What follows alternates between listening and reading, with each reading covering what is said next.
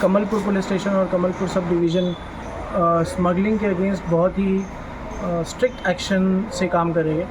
इसके दौरान हमने बहुत लोगों से पूछताछ करी और इंटेलिजेंस गैदरिंग कर रहे थे।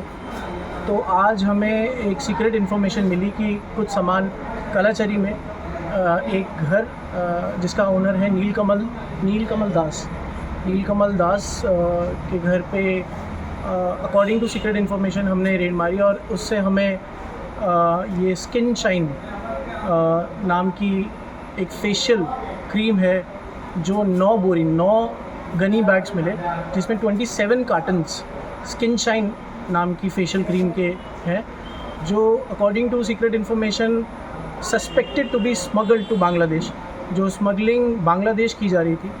तो इसे अभी हमने सीज़ करा है और इसका जिसके घर पे मिली है नीलकमल दास, उसको अरेस्ट करने की कोशिश की जा रही है।